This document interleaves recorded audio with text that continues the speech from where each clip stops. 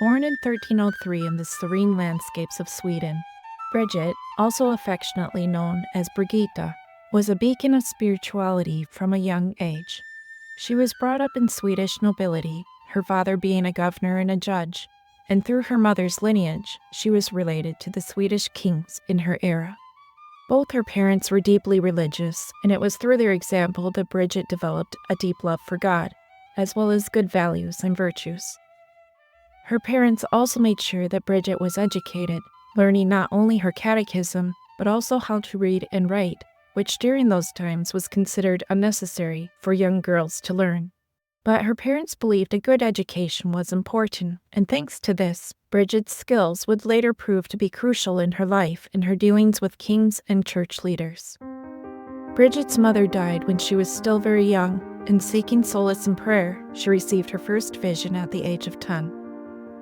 This vision was of the Blessed Mother, who comforted Bridget in her sadness. But throughout her life, Bridget would receive countless visions of Jesus, the Blessed Mother, and other heavenly figures who would give Bridget messages for the world.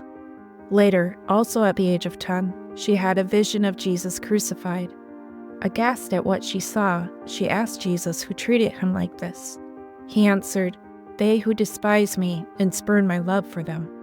This vision inspired a very deep compassion and love for Jesus and his passion, which lasted throughout Bridget's life. She continued to receive visions periodically as a child, but they grew more frequent and intense as she grew older. These visions were not just for Bridget, but for the entire world, as Jesus would direct her to communicate to others later on in her life.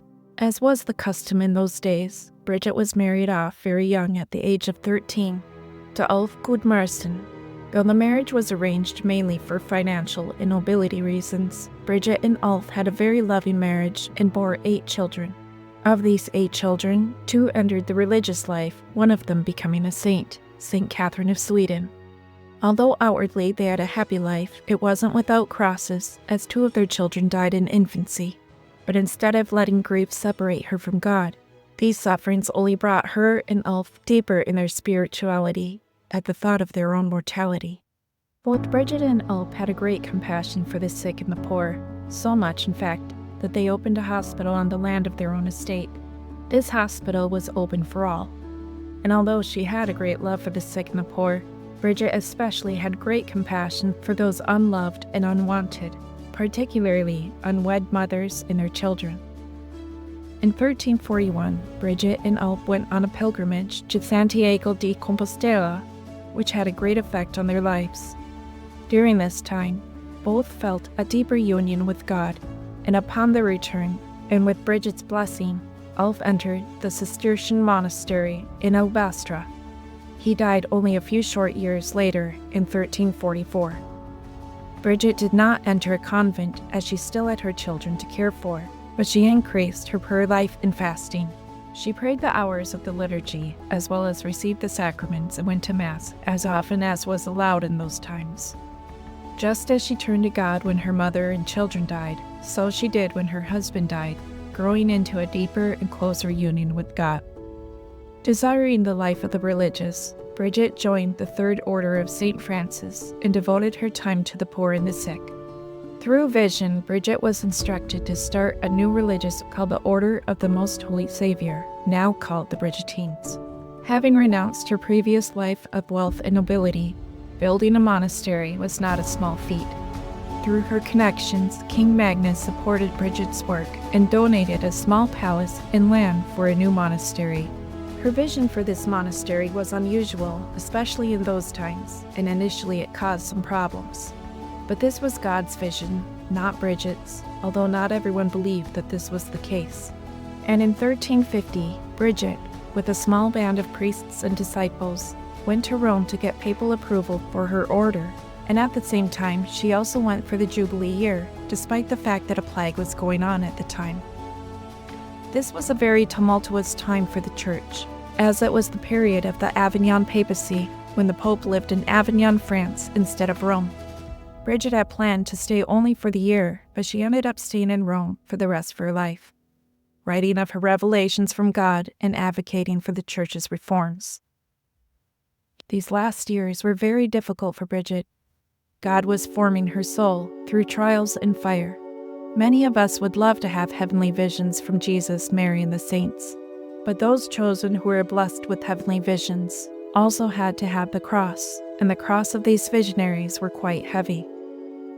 Bridget's visions, which were public and well-known, were very intense and vivid, and consisted mainly of theological and political matters, as well as many complaints and warnings from Jesus regarding the clergy in particular. As stated before, these visions were not so much for Bridget as it was for everyone in the world, and Jesus wanted to use Bridget to tell them. The wonderfulness of such heavenly visions humbled Bridget, and it was humiliating to admit that God would use her, a lowly woman, as his voice and messenger. But even harder still was that she had to tell the church authorities that Jesus was not happy with where the church was at. She had to be the one to not only tell the clergy of these warnings and complaints, and somehow get them to believe her, that she, a woman, didn't make any of this up. In order to understand a little of what she was told to convey to the church clergy, here's a small snippet from her writings, which in this case is about priests, mainly those who are in danger of going to hell. Hear me, my heavenly host and all my angels. I chose priests in preference to all the angels and other righteous people. To them alone I gave the power of handling my body. If I had liked, I could have chosen an angel for such an office. Instead, I had so much love for my priests that I granted them this great honor, and I appointed them to stand before me as it were in 7 ranks. Now, however, they have turned from me in the worst way. They clothe themselves in priestly vestments, which can be compared to the clothing of the soul, for those vestments denote how the soul should be. Then they clothe themselves as genuine traitors. My friends, see how those whom I have chosen and loved so much repay me. I joined them to myself with my own body, and they dissolve the bond between us. This is why they shall be sentenced as traitors and not as priests, unless they reform themselves. And so, it is understandable that Bridget had a hard time getting anyone to listen to her. She didn't have only one vision to narrate, but so many that they had to be divided into 5 separate books, and it was not only to church leaders that Bridget spoke to, but also to kings and nobles about political and social matters, who had the same opinion of her visions as everyone else. Many times, Bridget often found that she had to search for sympathetic theologians in good standing to back up the soundness of her visions. Bridget was also known to be forthright and often critical, which didn't help her any, although she was always respectful.